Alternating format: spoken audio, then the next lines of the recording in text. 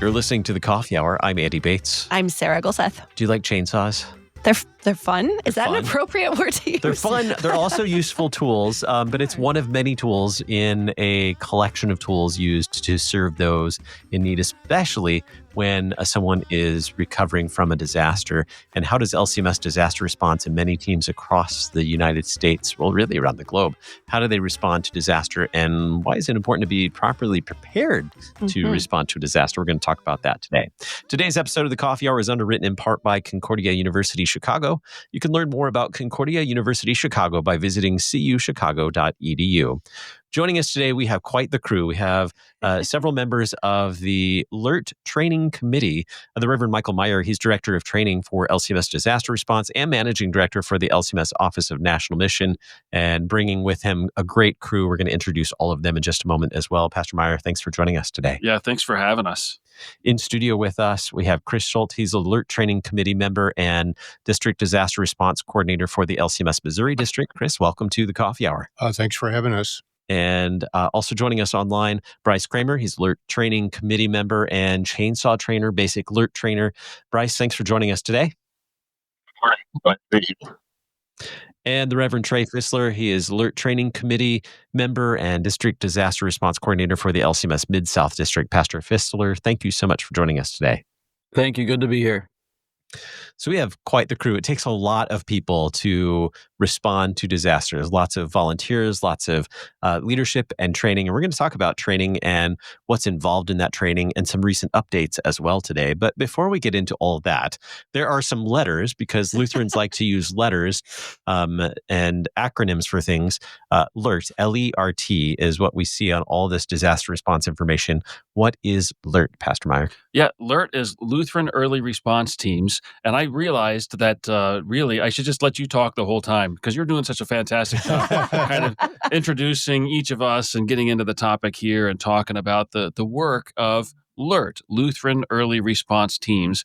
It formed out of the process and the desire for Lutherans across the entire United States to kind of come together in a collaborative way to work alongside each other and help victims and survivors of disasters. So what that means is that LERT is really a program and a process. So it is both of those things. It's a training curriculum. It's also the process for how we have determined to function together as a church body, a collection of 5,000 congregations, and at this point, 10,000 volunteers and growing every single day, of how we're going to do this work together safely and efficiently. I just really want to know if anyone has a chainsaw with them right now, because we're talking about chainsaws. No, there's no chainsaws in the studio. I'm a little disappointed. Not in the studio, but maybe in the Bronco. Yeah, we've got one out in the trailer as well. Okay, so we got to go outside for that. We could have used it a few years ago when we overhauled the studio. Oh, that would have been because fun. it was a very large desk in here that we had to remove. We could have used that. I think we did use a chainsaw, actually. Oh, man. All jokes aside, though, you guys do really important work when responding to disasters. Why did each of you become a LERT volunteer? I'm really curious. So I had not ever heard of LERT 7 years ago, had no idea it existed. And when I was introduced to it, I did the research. I looked it up online. And what attracted me was the organization that it brought and the training programs that it had, and the big important factor of safety. I was really attracted to that, having come from the telephone company and working on line crews and everything. Yeah. We preach safety all the time in the first aid training. And when I saw all that, I thought, oh, this might be something I'd like to do. And it's not just chainsaws. There's a huge amount of other things that LERT teams do. And all of that together it just keeps getting better every year, I think. Mm-hmm. Bryce? Yeah, I was very fortunate to have a father that actually at one time in his life wanted to be an LCMS pastor. That didn't work out for him, but he was very active in his church. And when he retired, he was involved in Labors for Christ. So he set a great example for volunteerism and doing mercy work for others and assisting others in times of need. And in 2015, I was congregation chairman and happened to see a note in I believe it was in the Reporter, that the disaster response program was giving matching grants for disaster trailers. So I talked to our board and to our pastor, and they all agreed that this was something we need to take on. And so we're very fortunate and blessed to receive one of those trailers, and it's just gone from there. Pastor Fistler, what about you? Yeah, my involvement in LERT, I wish it would have started back in seminary, but I actually didn't know about LERT back during seminary. It was actually the day before my installation as pastor at Faith Lutheran Church in Hopkinsville, Kentucky. The day before my installation, we actually had a tornado go through here. It bypassed us up to the northwest, went through Mayfield, Kentucky, which is one of those really well-known tornadoes. Did significant damage through western Kentucky. And so it's not to say my installation was a disaster, but all around it, we had disasters going on. And I'm here, and we start getting calls, and people wanted to know how they could help. And I was in the same boat. I didn't know how we could help. And that was when I got in contact with our DDRC at the time, Janet Simcoe. And she came out and trained us, and we learned all about what it is to be a volunteer through LCMS disaster response. And boy, it skyrocketed from there. There were plenty of areas for us to get involved, and it's been a joy and a journey. Pastor Fistler, why was that training so valuable to you? Why is proper training a key role in being able to respond effectively to a disaster? Yeah, absolutely. So after a disaster, oftentimes we say that the second disaster is spontaneous, untrained volunteers. They come in, they have no training with chainsaws. They don't really know what they're walking into. You walk into an area right after a hurricane or tornado, there's power lines down everywhere, and you can't get into neighborhoods. There's dangerous trees, widowmakers, everything. And so this training that we provide gives everyone a baseline of these are the minimum requirements of things that you need to know before you walk into a disaster area. And then, as Kris mentioned earlier, all of the important safety aspects as well.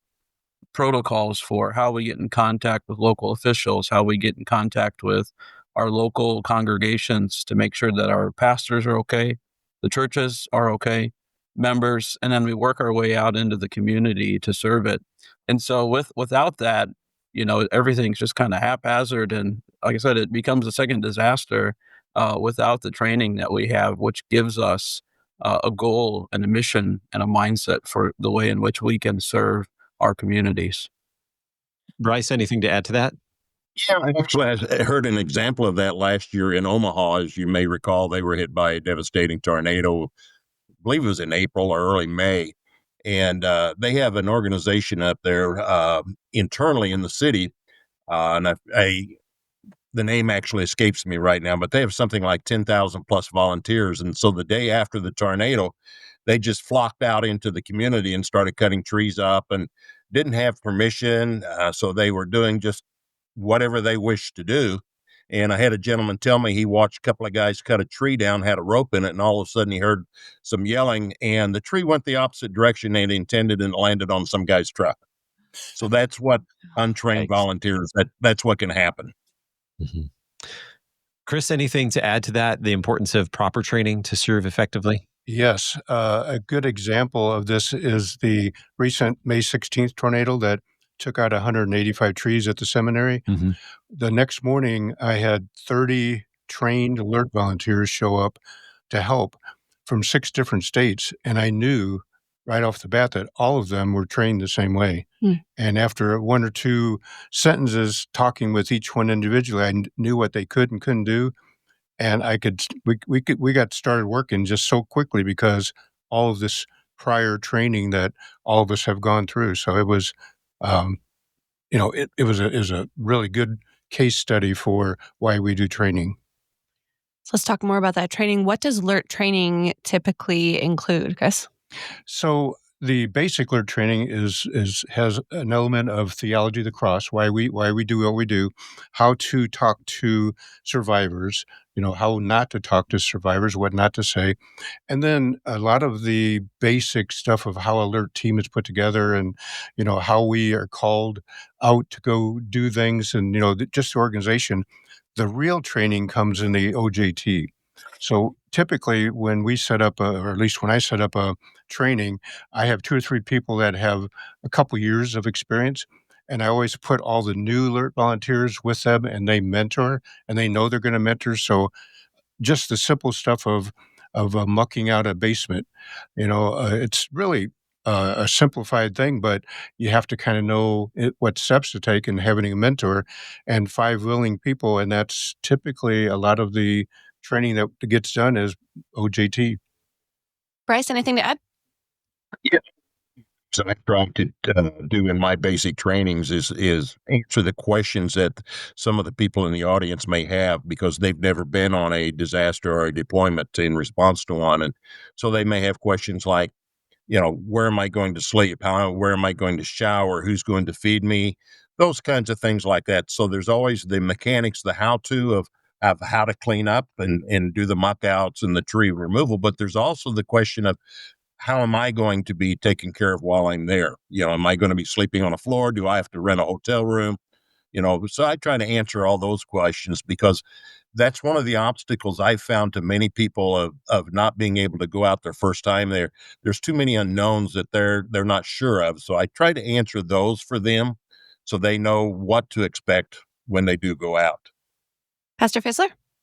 One of the other things that we discuss in our training, our basic LERT training as well, is congregational preparedness, which, like I said earlier, my congregation was not prepared to respond to that tornado back in December of 2021. So that's one thing that we talk about. And the question is asked is your congregation ready to respond to a disaster?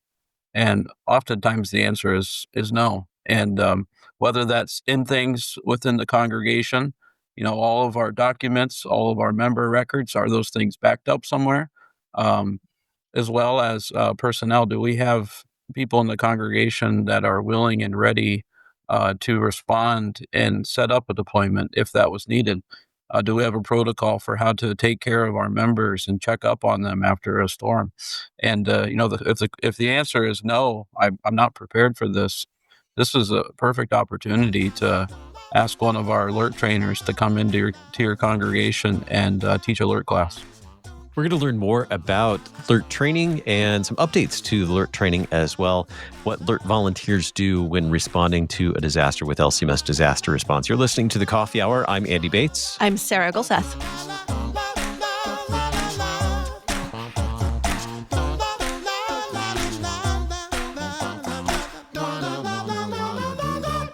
I'm Dr. Russell Dawn, president of Concordia University Chicago. I'm thrilled to announce the Prepared to Serve Church Professional Guarantee. Any new student in one of CUC's 6 church work programs will pay no more than $5,000 in annual tuition and required fees guaranteed. Prepared to Serve is a donor-funded initiative. Support future church work students by becoming a funding partner at cuchicago.edu/prepared to serve. Concordia University Chicago. With Christ at the center, we stand tall for the church.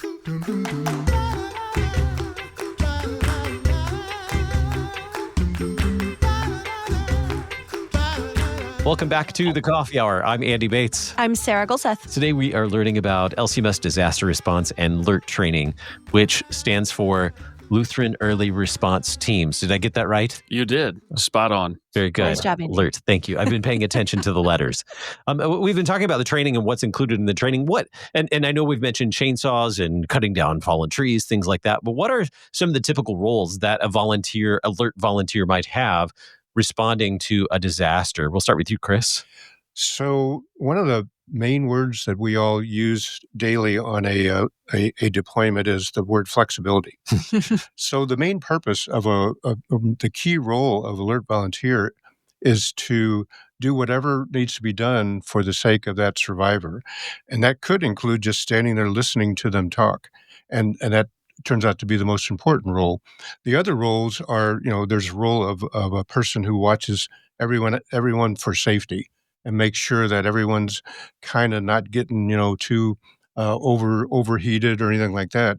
And then we have a couple other roles. We have a site supervisor, and that's the person that wears the dreaded orange vest and gets asked all of the questions. And if anything goes awry, that's the person that's got to figure out how to do it. But all the other alert volunteers that are there, do whatever it takes. A good example is we were up in Iowa and we were told to go take a tree down in the backyard of a house. When we got there, she said, "I really don't care about that tree. I need a new deck that the tree fell on." So we went to Lowe's and we bought a bunch of tools and wood, and we did a deck. So we're real flexible. So the role changes on every deployment. Wow. Pastor Fistler, anything to add to that in terms of the various roles that LERT volunteers might take during the responding to a disaster? Yeah, one of the biggest ones one of the bigger ones that I'm starting to learn about is we have LERT volunteers out there that have considerable amount of training in food preparation.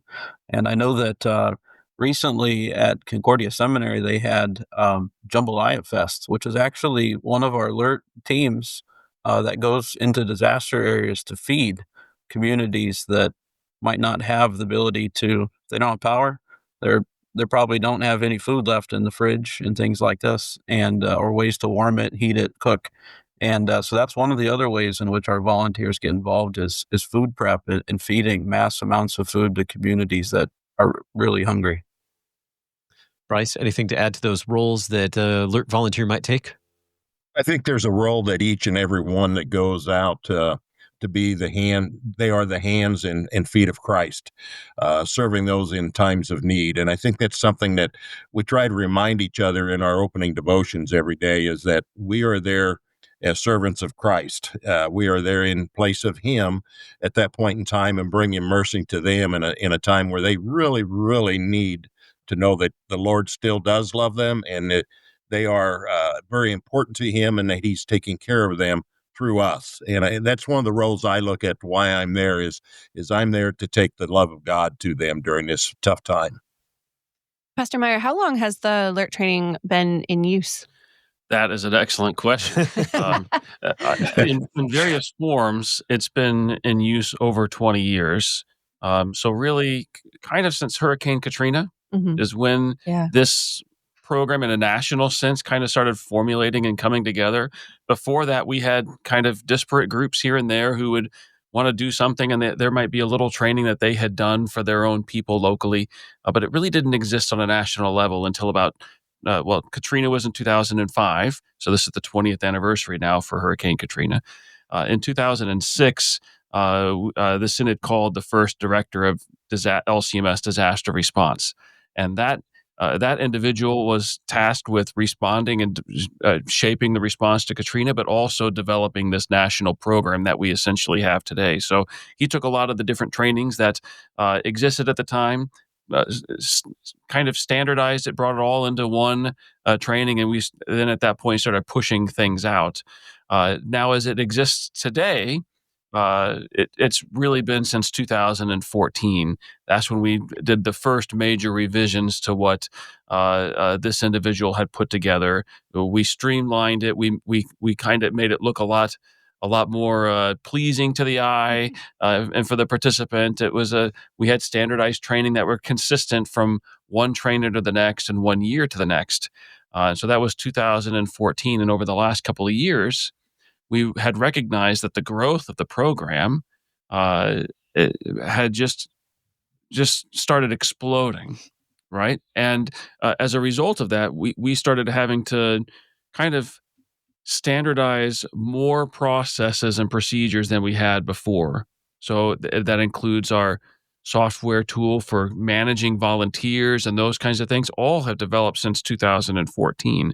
And so as we started looking at all these different growth areas that had occurred in the program, we said, well, we really need to give this a refresh again, which is what we did. And we called together a group of individuals. We didn't want to just have this come from our office. The last one really did just come from our office. It was me sitting at a computer with those things and editing it and going through it. And while it was good, and it was for the time, but we wanted something that was going to be kind of shaped by our teams. So we gathered about 6 or 7 various individuals from across the synod, 3 of whom are here today: Trae, Bryce, and Kris, from Missouri, Illinois, and Kentucky. And we brought in somebody from Nebraska, and somebody from Kansas, and somebody from Texas, and from all these different areas to help us shape what this was going to be by committee.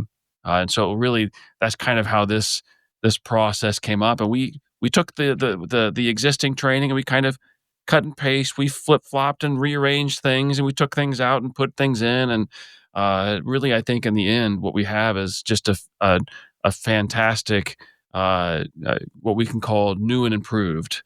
It's both improved over what was there, and yet there's enough new that we can say that this is really, really going to, I think, be a blessing to our church body for years to come.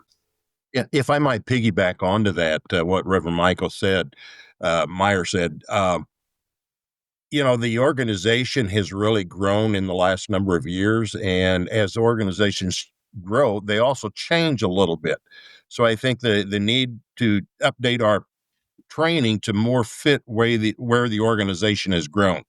When the original training was done, we didn't have a web portal. We didn't have the internet access as we do today. And I think we realized the need to really, in our training, we needed to include all those parts of it so that the volunteers know what's out there for them to use. Any particular key updates that you think were significant in the most recent updates, Bryce? No, and as Pastor Meyer indicated, it wasn't a total redo. It was just let's take it and massage it and bring it up to date to what do we really look like today. Let's make the training look like the organization. So I don't think there was any really major thing or change that took place. Pastor Fistler, what would you say is expected of participants in the training, in LERT training? What's expected? If I sign up to go to a training, what do you expect me to do when I get there? Right. Yeah.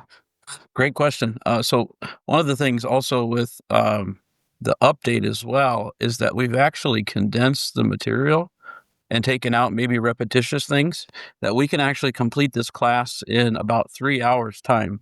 And so what's expected of the volunteers? Well, to come and sit through a class with us for 3 hours. This is a very incarnational thing. And the discussion was, is this something that we can do online? Or is this something that we should do in person with people that we will be serving with? And the answer was obviously the latter one, is that we are a very incarnational church body, that we believe in the real presence of Christ, that he is here with us as we serve our neighbor in need. So to be present, just as Christ himself is present with us, to be there ready to learn, and also to be what's expected to be in prayer about where you can best serve and use the skills which God has given to you. And then with it also to be open and willing to serve in new capacities where you may not otherwise be familiar, and that you might be willing to learn in those ways. As a pastor, I didn't expect that I would at one time be a chainsaw instructor, but that's what I do now. And I love it. I love it. But here we are. Here we are. Wonderful. So what's expected if I have not gone through a training yet, and every Shame. time I know, Shame on you, Sarah. I know, so much shame right now. I just outed myself. But if I go through a training, which at some point soon, hopefully that will happen, what would be expected of me once I am trained, Kris? So there are several different opportunities for each person that becomes a LERT volunteer.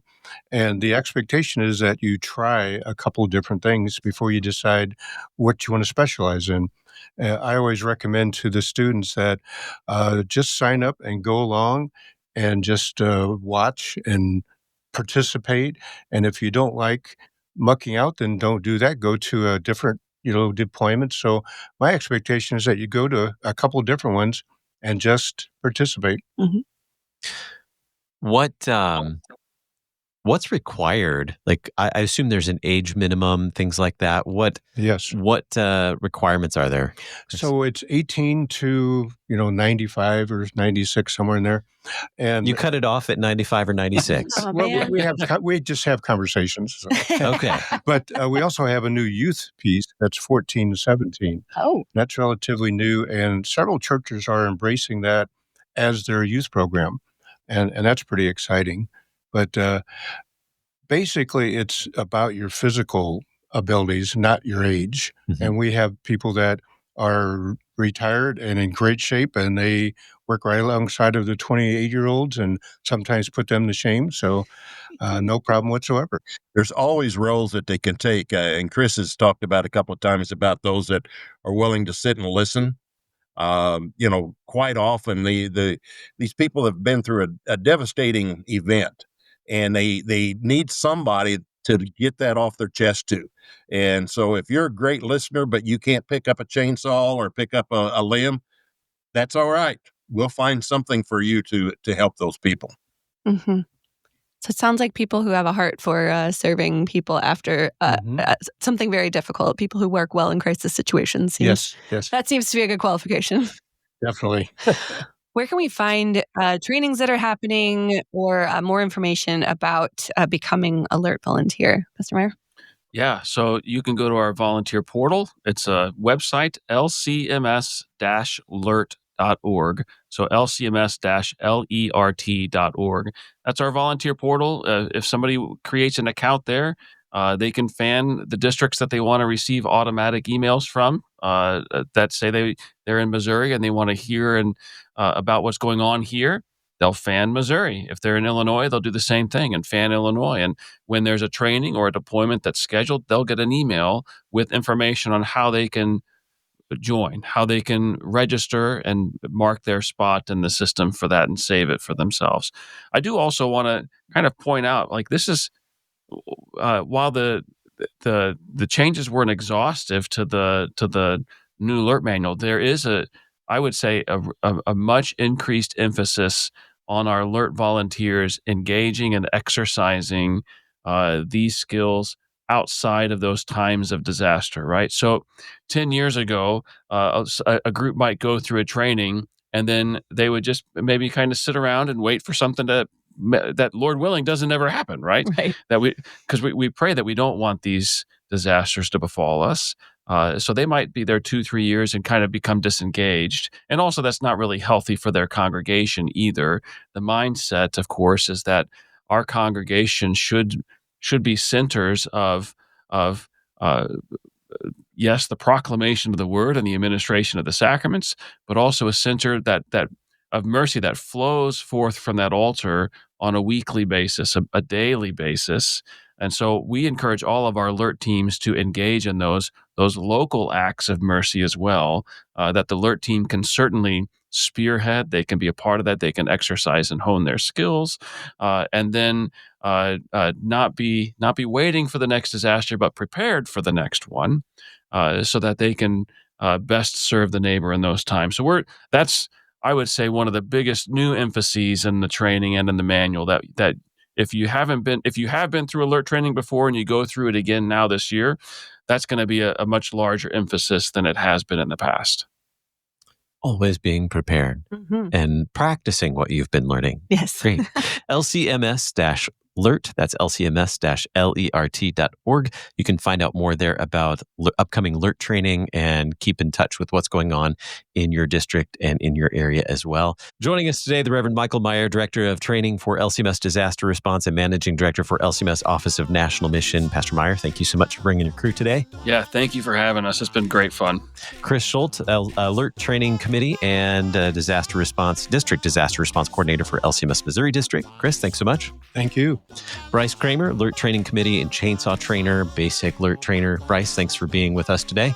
And the Reverend Trae Fistler, LERT Training Committee and District Disaster Response Coordinator for LCMS Mid-South District. Pastor Fistler, thank you so much for joining us today. Thank you. You've been listening to The Coffee Hour. I'm Andy Bates. I'm Sarah Golseth.